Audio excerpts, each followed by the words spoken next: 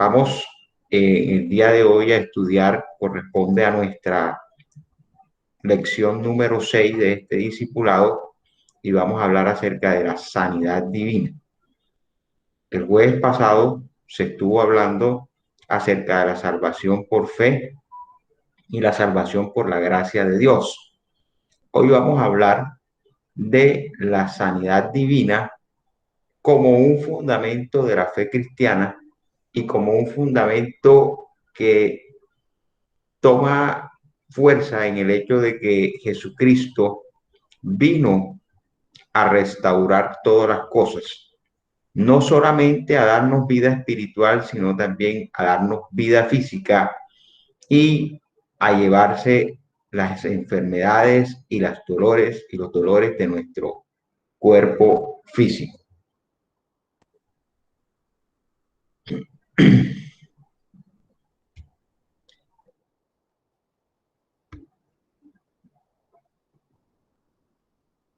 Voy a compartir con ustedes una presentación. Un momento.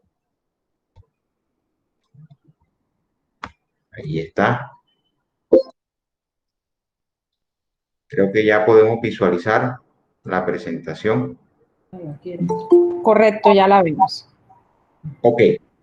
Entonces, como les comentaba, abordaremos hoy el estudio de la lección número 6 correspondiente a la sanidad divina.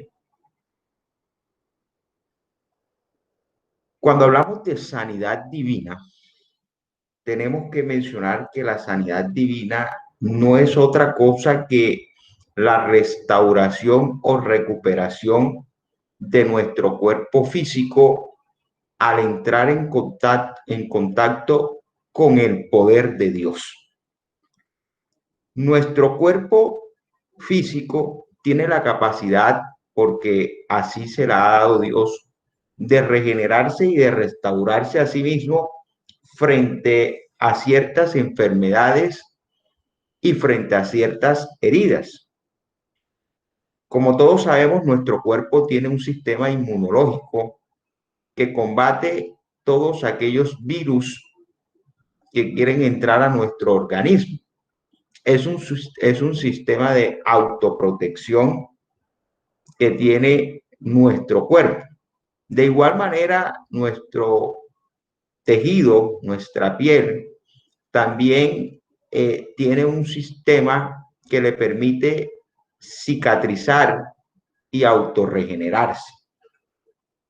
Sin embargo, hay enfermedades que atacan nuestro cuerpo y que a veces parecen superar la barrera de las defensas que nuestro propio cuerpo tiene. Y son enfermedades que van acabando la vida del ser humano poco a poco. Frente a ese tipo de enfermedades es cuando nuestro cuerpo humano y aún la ciencia no puede hacer nada, es cuando necesitamos la intervención de Dios a través de una sanidad divina. Y repito, la sanidad divina no es otra cosa que la restauración o la recuperación de nuestro cuerpo físico al entrar en contacto con el poder de Dios. Oremos entonces para colocar este tiempo en manos de Dios. Padre, te damos gracias por tu amor y por tu misericordia. Gracias por tus bondades, gracias por tu maravilla, Señor. En esta noche colocamos este espacio de discipulado delante de ti para que tú, oh Dios, abras nuestro entendimiento y abras nuestro corazón a tu palabra, Señor. Que las palabras, Señor, que hoy y los estudios que hagamos en esta noche, Señor, sean llenando nuestro corazón y nuestra mente, y que tu Espíritu Santo sea trayendo ese entendimiento, Señor, sobre las Escrituras, para que ese conocimiento sea luz en nosotros. Padre, te damos a ti toda la gloria y toda la honra. Todo lo pedimos en el nombre de tu amado Hijo Jesucristo, para tu gloria y para tu honra. Amén. Bueno, Cada persona que ha vivido sobre la faz de la tierra ha conocido la enfermedad y la herida. Algunas personas han vivido toda su vida bajo el dominio de alguna enfermedad paralizadora. Se gastan grandes cantidades de dinero cada año en medicinas o investigaciones, tratando de vencer la enfermedad. Una cadena mundial de miles de doctores, cirujanos y enfermeras luchan contra la enfermedad día y noche. La pregunta es, ¿de dónde vino toda esta enfermedad? ¿Destinó Dios al hombre a luchar contra la enfermedad toda su vida? ¿No ha hecho caso Dios de este problema, ni ha hecho nada por nosotros? ¿Qué ha hecho Dios por nosotros? Para saber de dónde vino la enfermedad, tenemos que regresar al registro de Dios del principio de la vida y la creación del hombre. El libro de Génesis, en el capítulo 1, versículos 27 al 31, nos narra la creación del hombre. Dentro de toda la creación de Dios, Dios creó también al hombre. Y dice así: y creó Dios al hombre a su imagen, a imagen de Dios lo creó. Varón y hembra los creó. Y los bendijo Dios y les dijo: fructificad y multiplicaos, llenad la tierra y sojuzgadla, y señoread en los peces del mar, en las aves de los cielos y en todas las bestias que se mueven sobre la tierra. Y dijo Dios: he aquí os he dado toda planta que da semilla, que está sobre toda la tierra, y todo árbol en el que hay fruto y que da semilla, os serán para comer, y a toda bestia de la tierra, y a todas las aves de los cielos, y a todo lo que se arrastra sobre la tierra, en que hay vida. Toda planta verde les será para comer. Y fue así. Y vio Dios que todo lo que había hecho, y vio Dios todo lo que había hecho, y aquí que era bueno en gran manera. Y fue la tarde de la mañana del día sexto.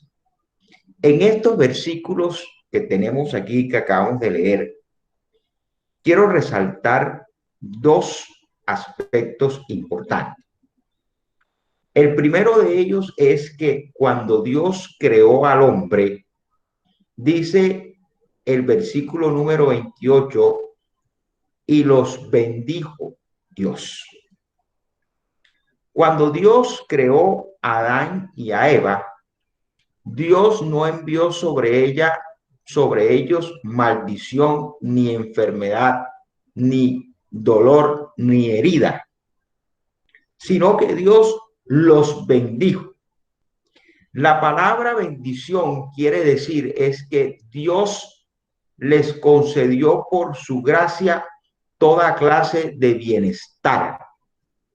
De tal manera que no es la voluntad de Dios que el hombre esté en enfermedad o esté bajo dolor o constante herida. El propósito de Dios desde la creación del hombre es que el hombre sea bendecido y que goce de toda clase de bienestar. Y las palabras que siguen después demuestran ese sentir de Dios de bendecir al hombre, que luego que los bendijo, les explicó en qué consistía esa bendición. Les dijo: fructificad y multiplicaos, llenad la tierra y sojuzgadla, señoread en los peces del mar. La primera bendición que Dios le dio al hombre fue la de multiplicarse y fructificar.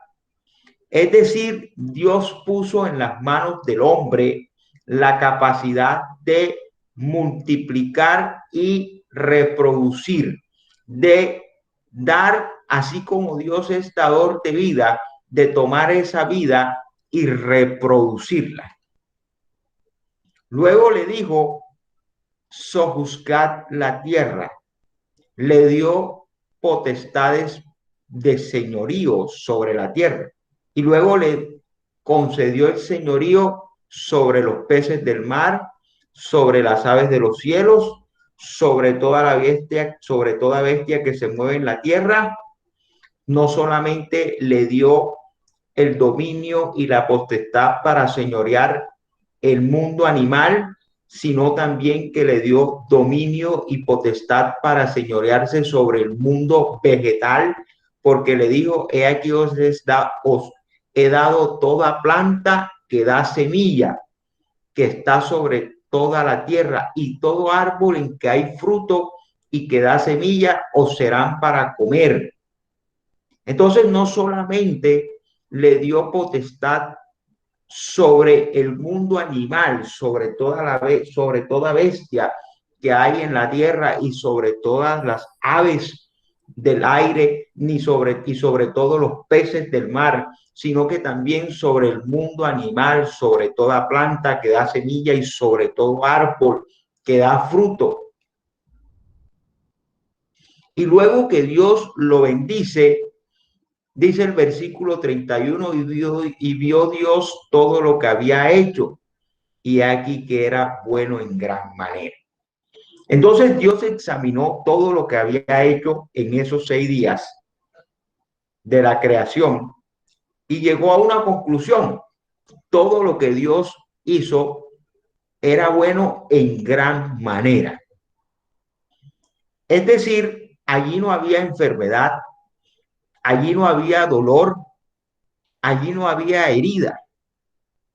En ese sentido, debemos entender que cuando Dios estableció la creación, el propósito de Dios y los pensamientos de Dios para con el hombre eran pensamientos, siempre fueron pensamientos de bienestar, no pensamientos de enfermedad y de herida. Entonces podemos ver que el hombre fue creado perfecto. Sin embargo, el pecado, la enfermedad y la muerte nunca debieron haber sido parte de la vida del hombre. Pero volvamos a la narración de la caída del hombre de su puesto alto como el que fue creado a la imagen de Dios. En Génesis capítulo 3, versículos 3 al 4, vemos allí unos pasajes y en todo el capítulo 3 nosotros podemos precisar lo que fue la caída del hombre. Vamos a concretarnos a leer los versículos 3 y 4 del capítulo 3. Dice así: pero del fruto del árbol que está en medio del huerto de Dios no comeréis de él, ni le tocaréis para que no muráis. Entonces la serpiente dijo a la mujer: no moriréis. El Señor dijo que morirían si desobedecían el mandamiento que Él les había dado. En realidad hay dos muertes que le suceden al hombre: espiritual y física. Adán y Eva experimentaron ambas muertes como resultado inmediato de desobedecer a Dios. Dios estableció al hombre en el huerto del Edén, nos dice la Biblia, y allí le dio potestad para señorearse y sojuzgarse de todo. Sin embargo, le dio todas las cosas excepto uno: el árbol de la ciencia del bien y del mal, que está en medio del huerto del Edén. Le dijo Dios: de ese árbol no comeréis. Una simple regla le dio Dios a Adán y a Eva, y era la ley de la obediencia. Debía entonces el hombre y la mujer obedecer a esa regla que Dios había establecido. Pero por causa de la desobediencia entró el pecado, y con el pecado entró la muerte espiritual y la muerte física. Y hablo de muerte espiritual y muerte física porque el hombre, y está comprobado científicamente, que el hombre es un ser tripartito. Está compuesto por un cuerpo físico, está compuesto por un intelecto o un alma, y también tiene dentro de sí un espíritu que fue el aliento de vida que Dios sopló sobre el hombre. Y dice la Biblia que ese espíritu, una vez ha fenecido nuestro cuerpo terrenal vuelve a su creador.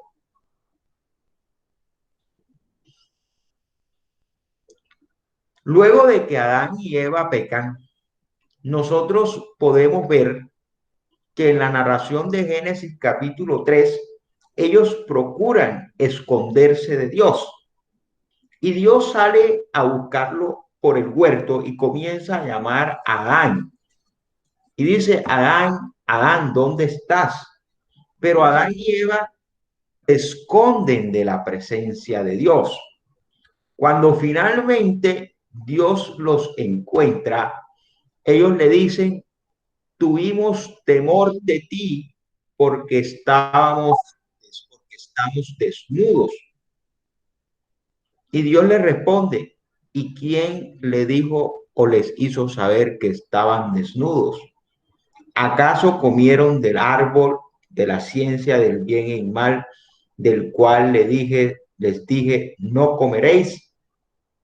Fíjese entonces que los efectos del pecado fueron inmediatos.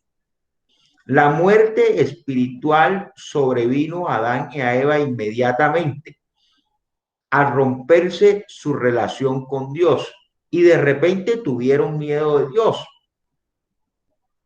En este momento también entraron en ellos, en Adán y Eva, o en el caudal sanguíneo de el hombre entró la muerte y la corrupción física. Entonces el pecado abrió la puerta a que entrara la corrupción no solo espiritual del hombre, sino también la corrupción física. Entonces allí comenzó a corroerse el cuerpo humano. Comenzó el hombre a experimentar la vejez o el envejecimiento del cuerpo.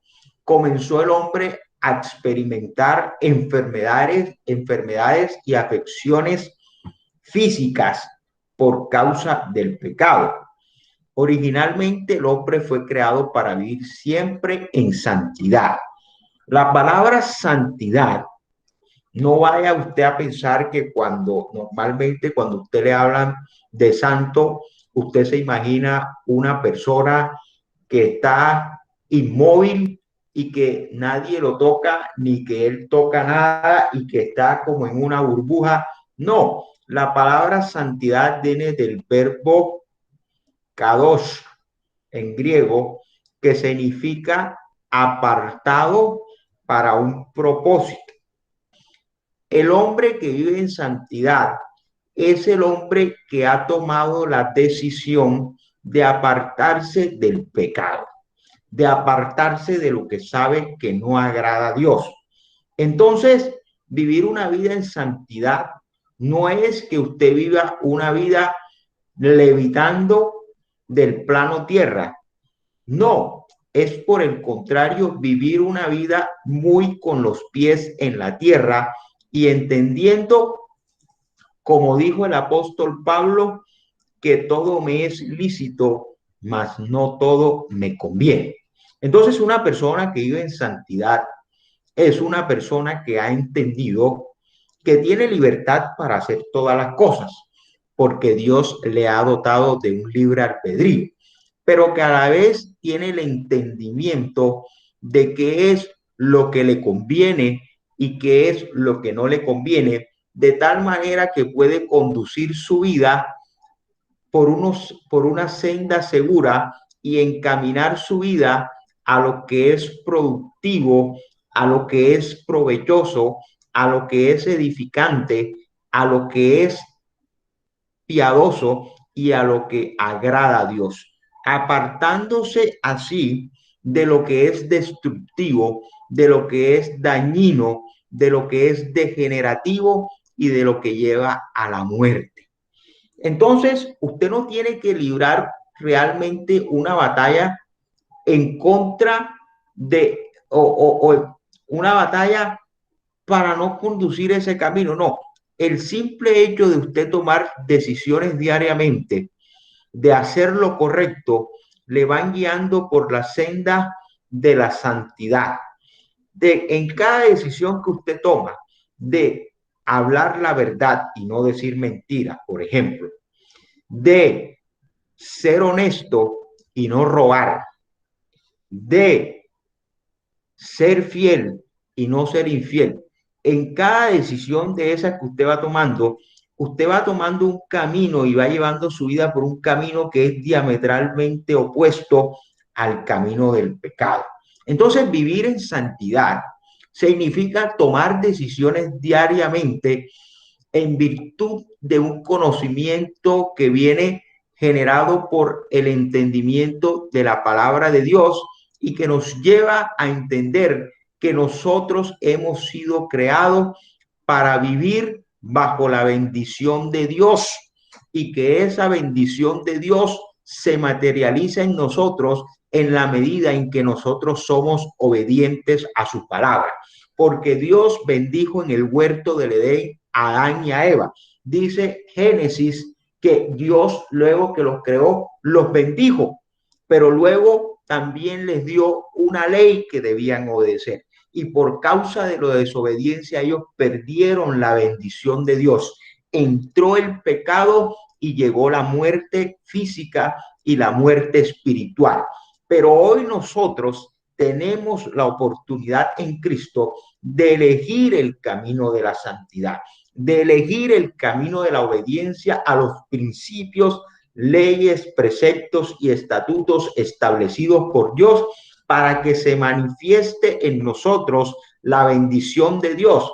Y una de esas bendiciones que se va a manifestar en nosotros cuando hayamos decidido caminar en obediencia y en santidad, seguramente será la sanidad divina. Entonces, originalmente el hombre fue creado para vivir siempre en santidad y en el temor de Dios. Pero con la entrada del pecado vino la corrupción espiritual y la corrupción física. Con la corrupción física vino la enfermedad y el proceso de envejecimiento. El desobedecer a Dios dejó una puerta abierta a toda corrupción mental, emocional y física del diablo. Pero Dios no es indiferente al hombre. No ha dejado al hombre, no ha dejado que el hombre padezca los efectos de la desobediencia y el pecado, ya que Jesucristo vino a librarnos de cada efecto destructivo y dañoso de la caída del hombre. Mire lo que dice el profeta Isaías en el capítulo 53, versículos 4 y 5, hablando acerca de el Mesías, nuestro Señor Jesucristo. Dice, ciertamente llevó él nuestras enfermedades y sufrió nuestros dolores, y nosotros le tuvimos por azotado, por herido de Dios y abatido. Mas él herido fue por nuestras rebeliones, molido por nuestros pecados. El castigo de nuestra paz fue sobre él, y por su llaga fuimos nosotros curados. Entonces, Dios no ha permanecido indiferente o indolente frente a los males que aquejan al hombre por causa del pecado. ¿Cuáles son los males que aquejan al hombre por causa del pecado? Entre muchos, la enfermedad y el más grave de todos, la muerte espiritual. Entonces, Dios tomó cartas en el asunto a través de su Hijo Jesucristo, quien en la cruz del Calvario llevó nuestras enfermedades y sufrió nuestros dolores. De tal manera que nosotros por su llaga somos curados. Cuando nosotros reconocemos el sacrificio de Jesús en la cruz, cuando nosotros entendemos que el único propósito de Jesús en la cruz no fue otro que redimirnos de nuestros pecados, cuando nosotros entendemos que el propósito de Jesús en la cruz fue limpiar al hombre de sus pecados y trasladar de la vida de los hombres esa carga y esa condenación del pecado, trasladarla a los hombros de Jesucristo para que Él llevara en la cruz todo el peso del pecado de la humanidad entregando su propia vida por amor de los hombres y luego resucitando al tercer día, nosotros podemos entender que con Jesús muere la corrupción y el pecado de la humanidad. Al morir la corrupción y el pecado de la humanidad, que fue clavado allí en esa cruz, como bien lo explica el apóstol Pablo en la carta a los Colosenses capítulo 2, cuando el apóstol Pablo dice que el acta de los decretos que nos era contraria fue quitada del medio y fue clavada en la cruz. Nos está hablando de todos esos decretos que por causa del pecado había en contra del hombre. Decretos de enfermedad, decretos de muerte, decretos de maldiciones, toda una cantidad de decretos que habían sido determinados o que habían llegado a la vida del hombre por causa del pecado. Todos esos decretos fueron clavados en la cruz, en el madero. Allí feneció el pecado para todos aquellos que miramos a la cruz, para todos aquellos que vemos en el sacrificio de Jesús la esperanza de una vida eterna, la esperanza de una nueva vida, la esperanza redentora y la esperanza regeneradora. Todo eso lo encontramos en Jesús y allí entonces también quedan nuestras enfermedades, quedan nuestros dolores, entendiendo que por causa de ese sacrificio el pecado es quitado de nosotros y al ser quitado el pecado, también la corrupción del cuerpo. De tal manera que en Jesús nosotros tenemos sanidad porque Él llevó nuestras enfermedades y nuestros dolores en la cruz del Calvario. Para rescatar nuestra vida de toda manera de destrucción física o espiritual, el Señor Jesucristo tuvo que venir a ser nuestro sustituto. ¿Cómo así que a ser nuestro sustituto? Jesús tomó el lugar que nos correspondía a nosotros en la cruz. La Biblia establece un principio y dice en Génesis, en Romanos 6:26, que la paga del pecado es muerte. Esa es la paga del pecado, la muerte. Entonces, habría que morir por causa del pecado.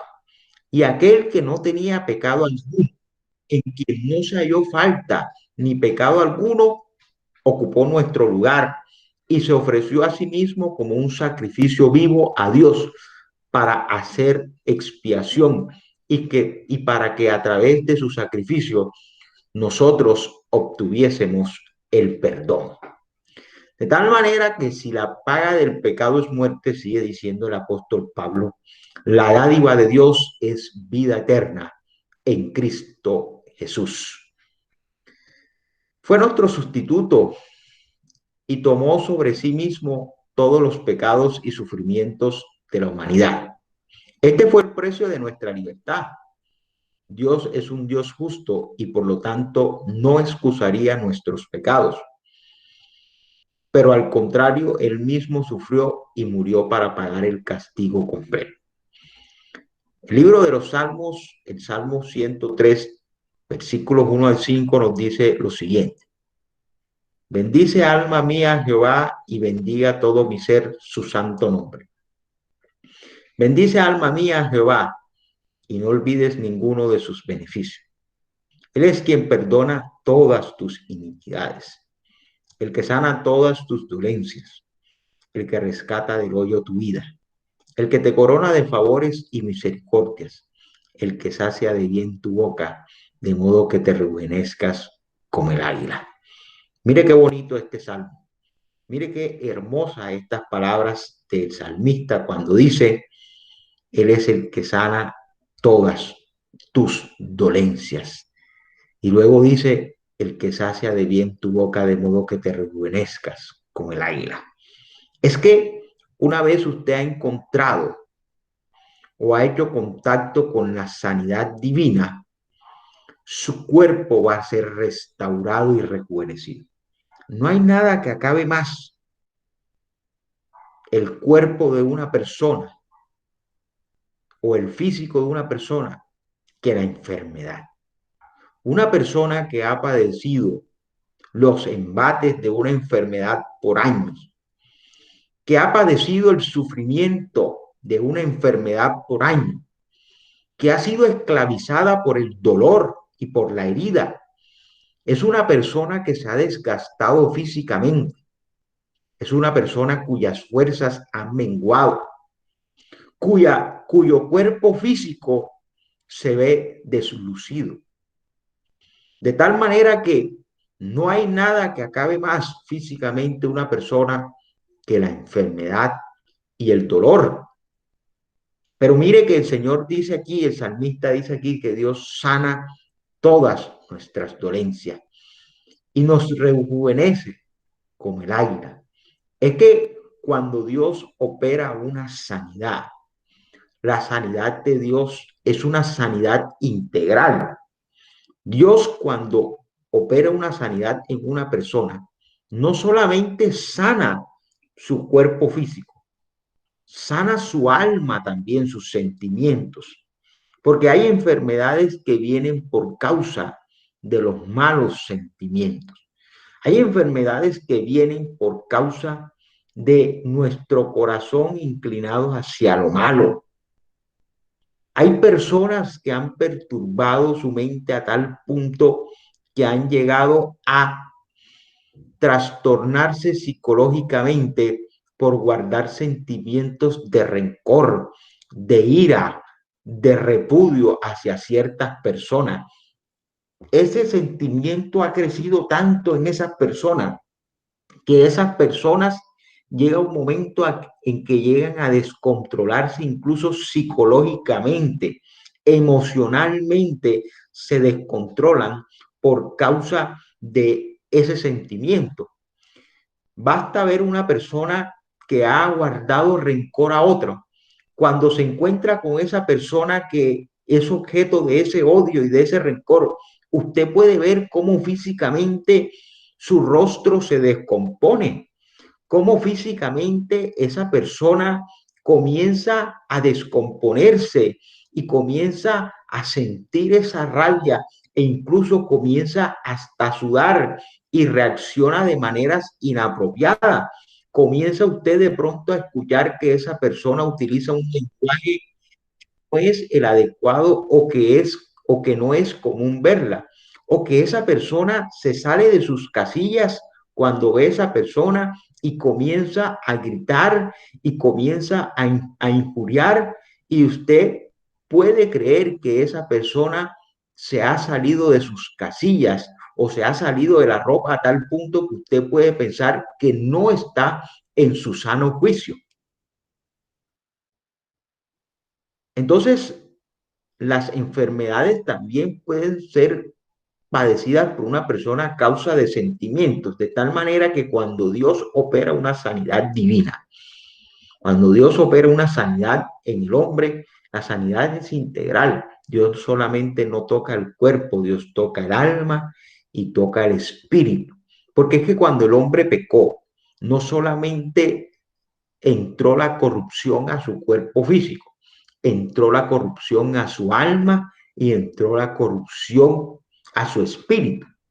Por eso dice la palabra de Dios que el corazón del hombre, es decir, los sentimientos del hombre, tienden de continuo al mal, pero es por causa del pecado y de la corrupción que entró a los sentimientos, al alma del hombre. Por eso Dios tiene que venir a restaurar y a remover toda esa corrupción traída por el pecado para operar una sanidad integral en el hombre, repito, en el cuerpo, en el alma y en el espíritu. Isaías capítulo 40, versículos 28 al 31 dice, no has sabido, no has oído, que el Dios eterno es Jehová, el cual creó los confines de la tierra. No desfallece ni se fatiga con cansancio, y su entendimiento no hay quien lo alcance. Él da esfuerzo al cansado y multiplica las fuerzas al que no tiene ningunas. Los muchachos se fatigan y se cansan, los jóvenes flaquean y caen, pero los que esperan en Jehová tendrán nuevas fuerzas. Levantarán alas como las águilas, correrán y no se cansarán, caminarán y no se fatigarán. Podemos resaltar de ese pasaje que tenemos un Dios que nos fortalece, un Dios que físicamente nos brinda las fuerzas necesarias para seguir adelante. Dice este pasaje que aún los jóvenes se fatigan, que aún los jóvenes flaquean y caen, mas los que esperan en Jehová tendrán nuevas fuerzas. Mire que Dios es el que puede restaurar nuestra vida física. Cuando habla de fuerza, nos está hablando de la fuerza física, nos está hablando del vigor que debe tener una persona para vivir la vida. Esa fuerza que le permite a la persona vivir la vida de manera alegre, de manera sana, de no flaquear ante la enfermedad. Es Dios quien nos llena de ese vigor, quien nos llena de esa vida. Él es quien da fuerza a los débiles. El Dios fuerte es la fuerza de Israel y de su pueblo. La única condición es confiar en Él.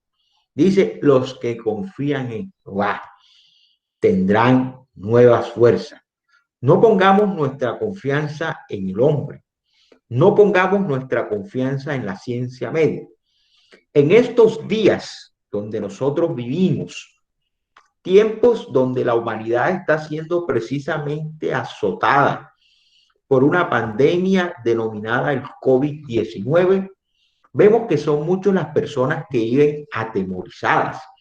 Son muchas las personas que viven, incluso he tenido que intervenir con amigos, llamarlos y orar por ellos, porque han entrado en un tiempo de ansiedad y desesperación que dicen que se están volviendo locos con tanta presión de ver las noticias, de ver el COVID, de ver que amigos cercanos han padecido y han fallecido, familiares, y han entrado en un estado de terror.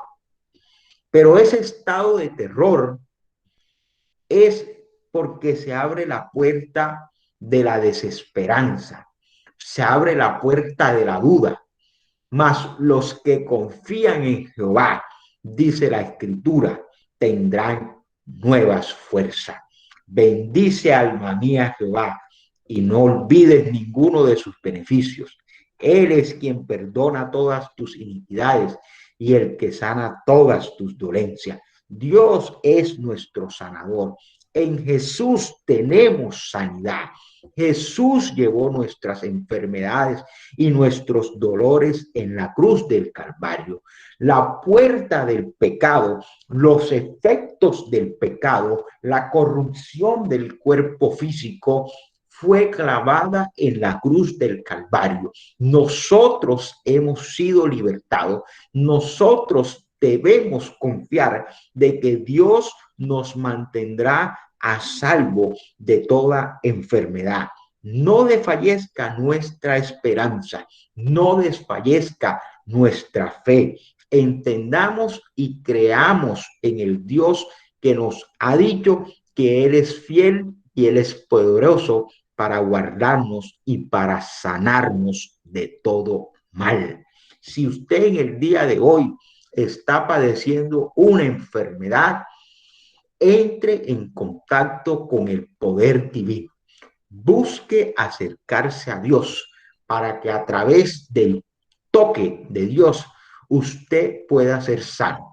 Así como lo entendió aquella mujer de que habla las escrituras, que había una mujer que padecía un flujo de sangre por muchos años y que había gastado todo lo que tenía consultando médicos, consultando especialistas, y que nada había resultado provechoso para sanarle. Pero ella oyó de Jesús y dijo, yo tengo que tener un contacto con ese Jesús. Y había una multitud que se agolpaba alrededor de Jesús.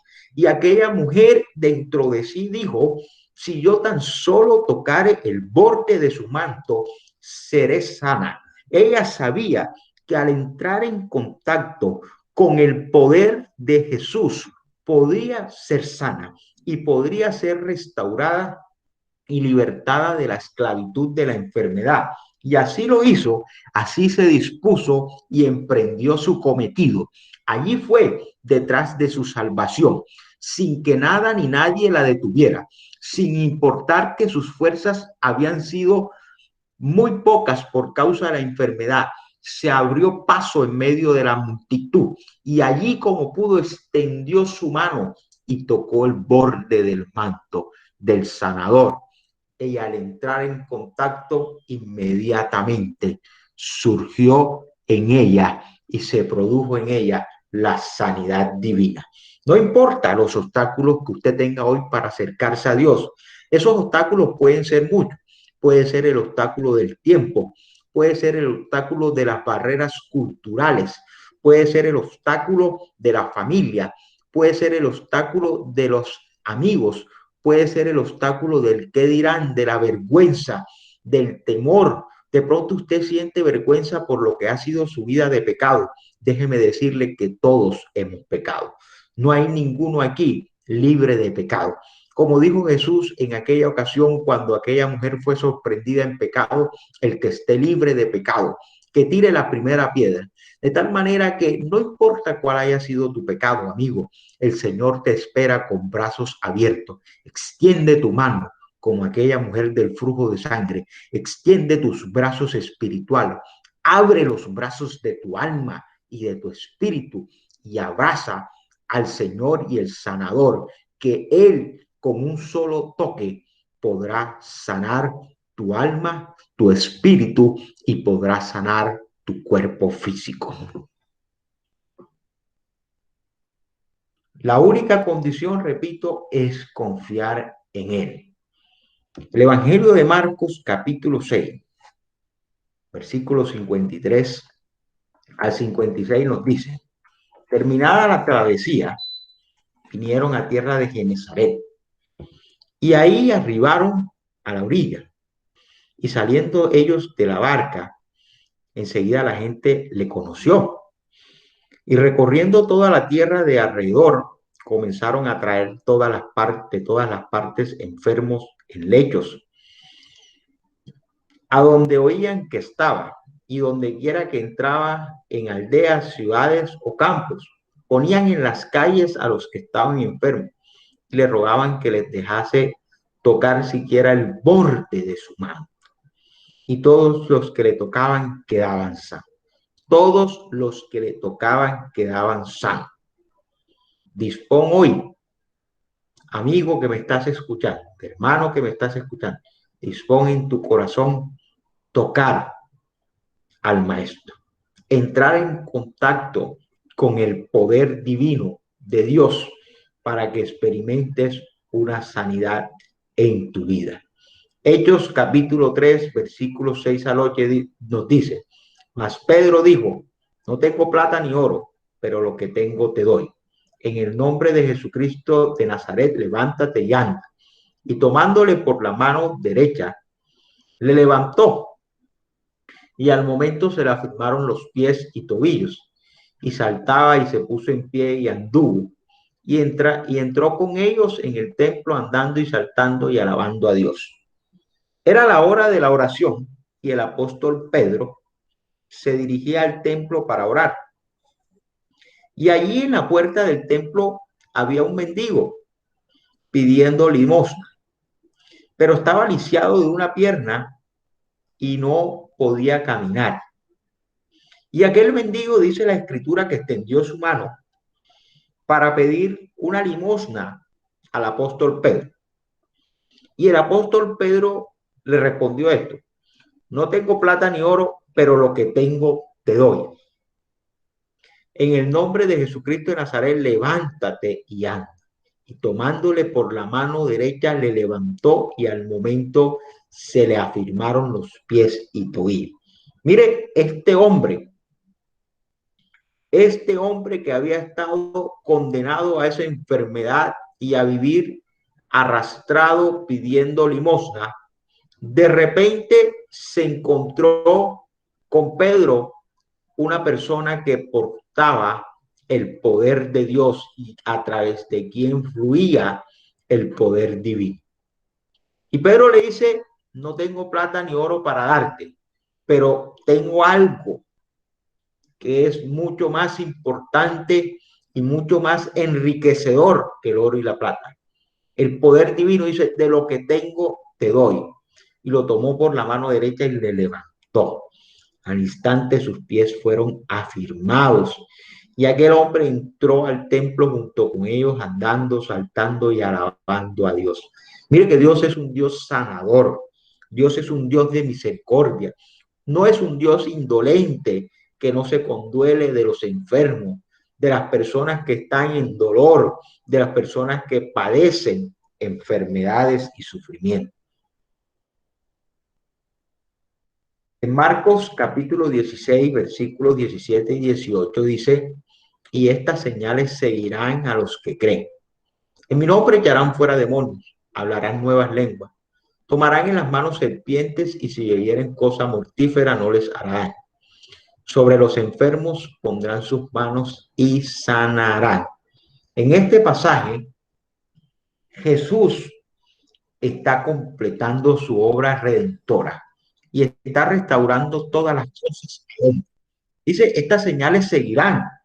Es que el ministerio de la sanidad divina no era un ministerio que inició con Jesús y murió con Jesús. No, es un ministerio que Jesús dejó en manos de la iglesia, en manos de aquellos que creen y que llevan las buenas nuevas de salvación. Por eso dice, y estas señales seguirán a los que creen.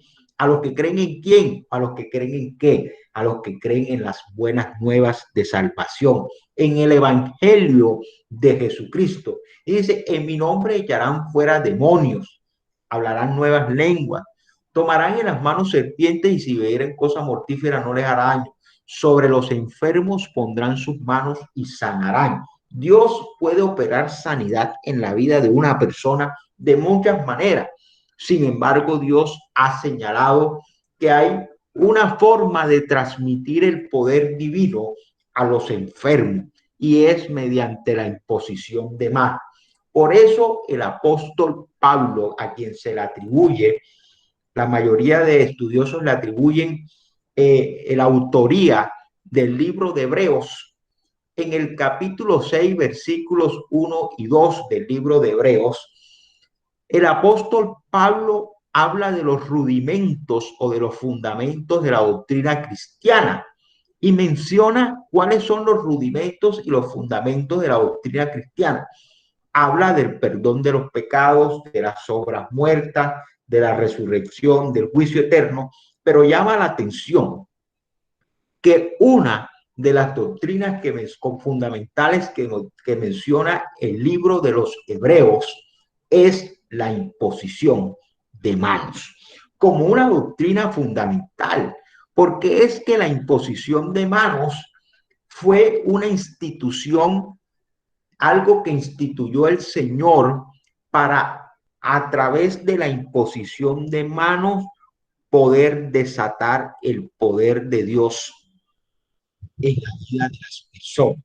Por eso dice este pasaje, sobre los enfermos pondrán sus manos y sanarán.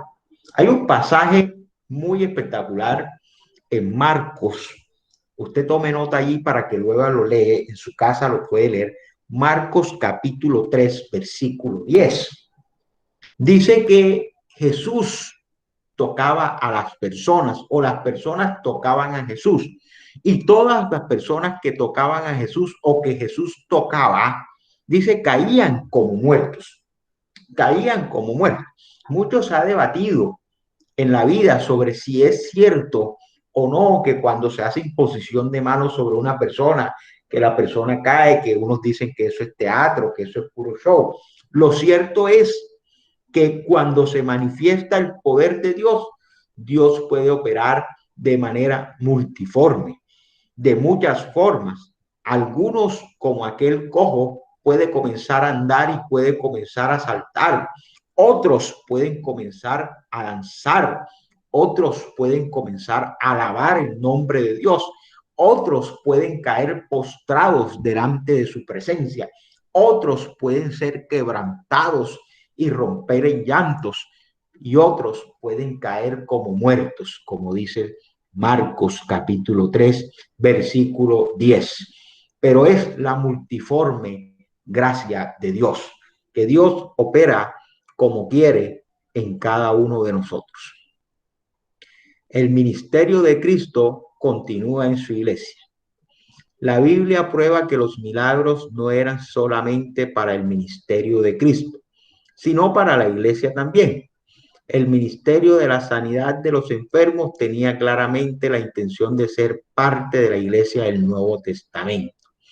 Después que Cristo se levantó de los muertos y antes de acceder, dio una comisión muy clara a sus discípulos para que su obra siguiera. Mire lo que dice Santiago, capítulo 5, versículo 14. ¿Está alguno enfermo entre nosotros? Llame a los ancianos de la iglesia y oren por él, ungiéndole con aceite en el nombre del Señor. En este pasaje, los ancianos hacen referencia, la palabra ancianos hace referencia a los líderes de la comunidad eclesial. En efecto, tenemos la acción conjunta de la oración y el aceite. La unción con aceite es símbolo del Espíritu Santo sobre el enfermo y sobre su alma, para hacerle recapacitar sobre sus pecados, sobre su cuerpo, para darle poder y vigor físico. Entonces, el ministerio de la sanidad es un ministerio que está vigente en la iglesia y es un ministerio que la iglesia debe ejercer. La unción del Espíritu Santo, la unción con aceite representa al Espíritu Santo. De hecho, las sanidades hace parte de uno de los dones del Espíritu Santo. Cuando nosotros leemos en la primera epístola a los Corintios, capítulo 12, y comenzamos a leer allí acerca de los dones espirituales o los dones del Espíritu Santo, encontraremos dentro de los 9 dones del Espíritu Santo el don de sanidades. Las sanidades es un don y es un ministerio que Dios ha dejado en manos de la iglesia y que Dios quiere alcanzar a muchos a través de la sanidad. Y es que para que haya una restauración en el hombre, necesariamente tiene que haber una sanidad de su alma, de su espíritu y de su cuerpo, para que la persona pueda abandonar la corrupción del pecado y pueda encaminarse hacia la santidad. Mi querido hermano, si usted está aquí hoy y aún no ha reconocido a Jesús como su Señor y Salvador, todavía está aferrado a su vida de pecado, entendiendo que todavía no ha hecho una oración de fe, no ha abandonado su vida de pecado y aún no ha reconocido a Jesús como su Señor y Salvador, yo le invito allí donde está a que usted repita en voz alta esta oración de fe. Repita después de mí, por favor. Padre Celestial, vengo delante de ti hoy, reconociendo que soy pecador y que tú enviaste a tu único Hijo, Jesucristo, a que muriera en la cruz por mí. Por eso ahora yo me arrepiento de todos mis pecados. Te pido que me perdones y acepto a Jesús como mi único Señor y Salvador. Te pido, Señor, que borres todos mis pecados y que escribas mi nombre en el libro de la vida. También te pido que envíes a tu Espíritu Santo a morar en mi corazón, para que a partir de hoy me ayude a vivir una vida agradable a ti. En el nombre de Jesús, amén. Dice el Evangelio de Juan, capítulo 1, versículo 12. Mas a todos los que le recibieron, a los que creen en su nombre, les dio potestad de ser hijos, hechos hijos de Dios. Si usted ha creído en Jesús, si usted ha hecho esta oración de fe reconociéndole como su Señor y su Salvador, reconociendo que es pecador y pidiéndole a Dios que le liberte, y tomando la firme decisión de apartarse de lo que no agrada a Dios, déjeme decirle que usted ha recibido a Cristo en su corazón y ha sido hecho un hijo de Dios. De tal manera que hay gozo delante de Dios y delante de sus ángeles, como dice Lucas capítulo 15, versículo 10. Así os digo que hay gozo delante de los ángeles de Dios por un pecador que se arrepiente. Que Dios les bendiga, mis queridos hermanos. Oremos en esta hora también por si hay alguno enfermo entre nosotros. Padre, gracias te damos, Señor, por tu amor y por tu misericordia. Señor, gracias por el ministerio de la sanidad. Gracias por llevar nuestras enfermedades en la cruz del Calvario. Gracias por sufrir nuestros dolores en la cruz del Calvario. Y gracias porque por tu llaga hemos sido nosotros curados. Padre, si hay alguno enfermo entre nosotros, Señor, impartimos en esta hora palabras de sanidad, donde quiera que esté y cualquiera sea la enfermedad. Todos los que están aquí conectados, Señor, y están clamando en esta hora, opera sanidad en ellos, Señor, restauración de su cuerpo, y que tú operes, Señor, una sanidad prodigiosa y milagrosa en cada uno de ellos, Señor. Padre, toda enfermedad abandone los cuerpos de tus hijos en esta hora, Señor. También rejuvenece y restablece, Señor. Dale nuevas fuerzas a aquellos que por enfermedades han perdido sus fuerzas, Señor, y han envejecido, Señor. Se sienten agotados, Señor. Renueva sus fuerzas de tal manera que tú los rejuvenezcas como el águila, Padre Celestial. En el nombre de Jesús lo pedimos todo, para tu gloria y para tu honra, bendito Dios. Amén y amén. Bueno, mis queridos hermanos, ha sido un inmenso placer compartir con todos ustedes esta enseñanza en el día de hoy. Espero que esta enseñanza haya sido de gran edificación para cada uno de ustedes. Atesore estas palabras en su corazón. Disponga su corazón a creer y confiar en el Señor. No permita que el terror y el temor robe la paz de su corazón. Robe la esperanza que es en Cristo. No permita que usted se encuentre, que su esperanza y su fe se encuentren secuestradas por el terror y el temor que infunden estos tiempos desoladores, pero que aunque sean tiempos malos, nuestra vida está escondida junto con Cristo en Dios. Recuerde que Dios es nuestra fortaleza y es nuestra roca. Recuerde, mi querido amigo y mi querido hermano, que Dios nos guarda, que Él nos cuida, que Él no duerme ni se adormece. Él nos cuida y Él está con nosotros. Quiero dejarle por último esta promesa que está en el Salmo 91, dice, caerán a tu lado 1000 y 10,000 a tu diestra, mas a ti no llegarán. También dice ese Salmo, ninguna plaga tocará tu morada.